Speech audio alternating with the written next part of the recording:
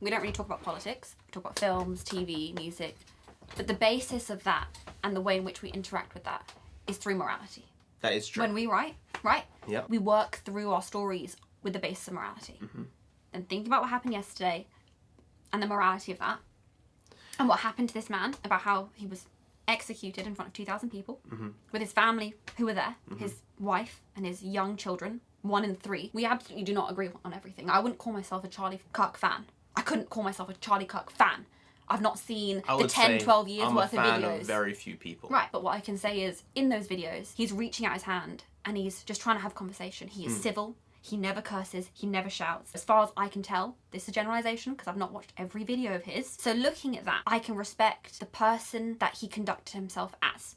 Well, the truth is, I probably agree with like 75% of the things he said. But regardless of that, this shouldn't have happened. You should not be facing bullets for the things that you say, especially not in a place like America where freedom of speech is protected. I mean, the problem is really that his entire thing was free and open debate. Yeah. And he was willing to talk to anybody. He was willing. And the fact that that has been destroyed by whoever it was, you don't know if it's a political associated person, you don't know if someone who has a bigger agency and group behind them, you don't know if it's a single-handed person who's gone and done this. But at the end of the day, if you can't allow people to talk, they will scream. And if you can't allow people to scream, they'll pick up their fists and do things. And if you can't allow that, then there's going to be other things happening. Exactly. And in this case, someone like him who never advocated for violence, who just put his opinion out there, which you may or may not agree or disagree with, but the fact that someone like him has had this end is honestly a disgusting moment. He said, this is what I would do. This is my opinion. He was a political commentator. He had the ear of millions and millions of young people around the world. The other thing I want to talk about was the people who are happy about it. This man's life was about having the conversation with people. Yeah.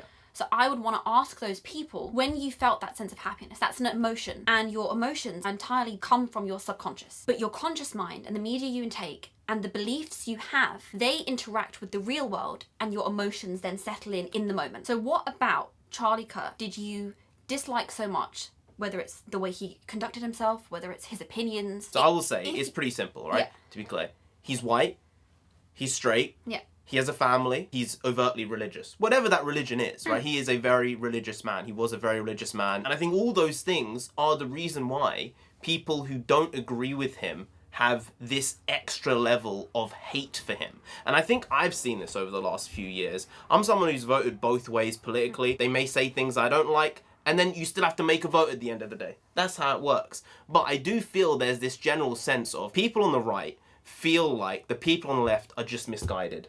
People on the right feel like, you know, I don't think they fully understand the point. The people on the left view the right people as evil. Yeah. They view them as, we need to get you gone. Yeah. That's the type of stuff I see on social media. Well, that's the stuff I see in comments and threads and have done for the past 5 years. Well, the stuff that made me so angry was when I found out that he'd been shot. I thought, I hope you're okay. I hope you get the best surgeon and everything works out for you because you have a missus. Yeah. And you've got kids. Yeah. But so many people online were literally saying, thank God, I hope he ends up in a coffin. The same amount of people or more who were praying for him were praying for him to die. Yeah. And they were so public about it. If you're that sort of person, I need to ask you why.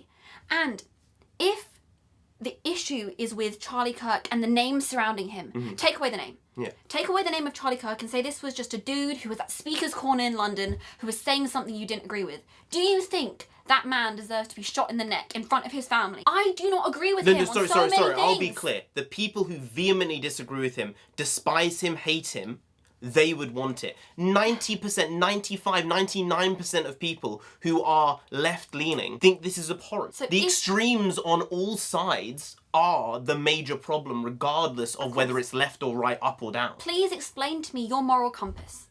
Because I honestly cannot fathom it. They would say their moral compass is they shouldn't be under the control of what someone else says. And if his ideas are the things that eventually get into power, then those things are things that are absolutely in contention with the way they believe and view their own life and how they live their life.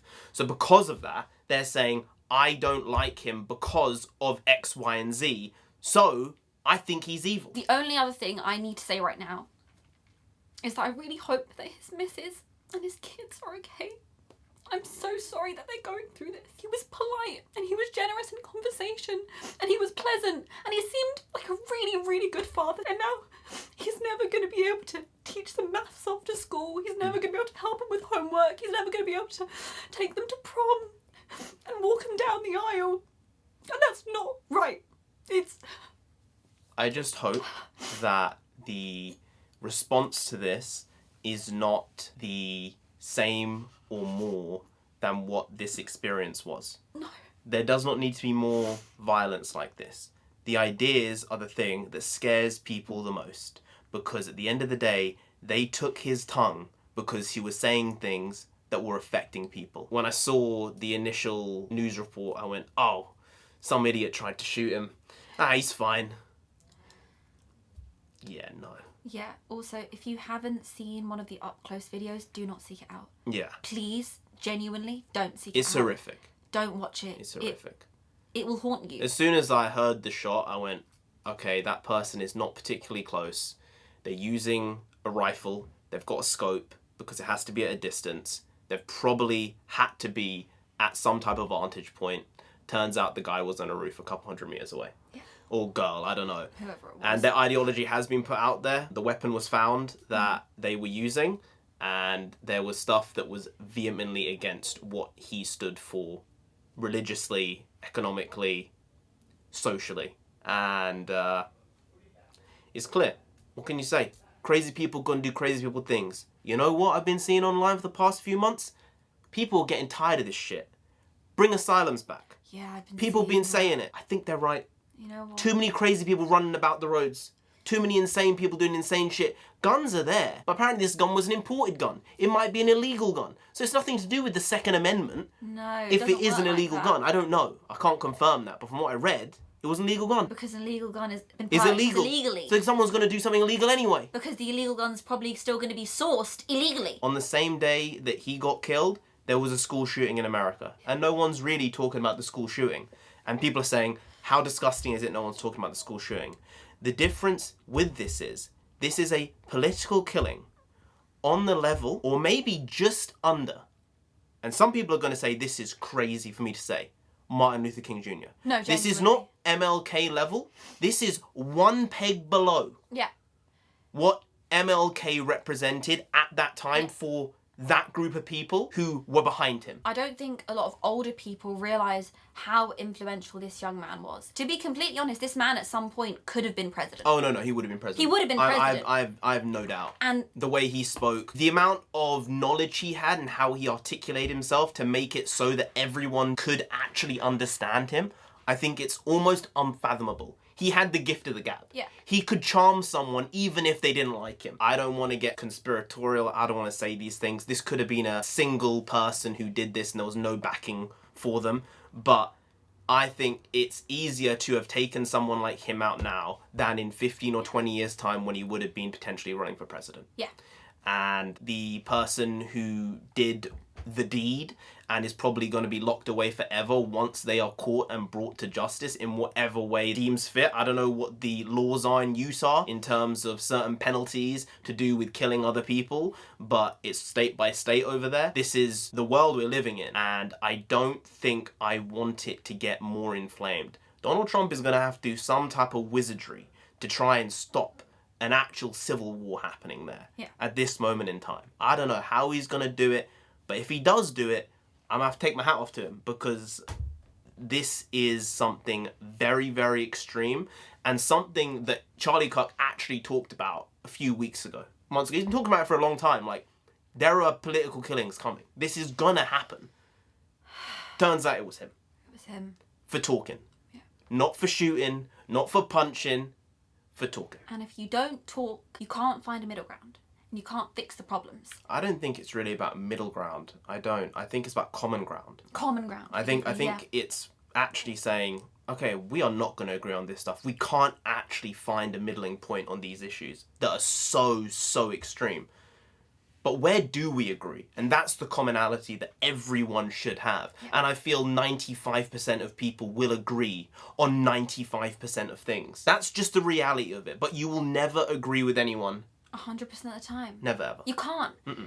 Even you and I. Yeah. Our family look at us and like, they're basically the same person. We've been raised together. We spend so much time We together. finish each other's sentences. We really finish each other's do. thoughts. Thoughts even. Honestly. And yet, we do not agree on 100% of things. Nope. Because it's a statistical impossibility. But I still want to have the conversation. And how boring would the world be if everyone agreed 100% of the time? We'd all be squares. I think this is what people don't see who want that type of utopian world where all dissent is put away and it's not allowed to be said.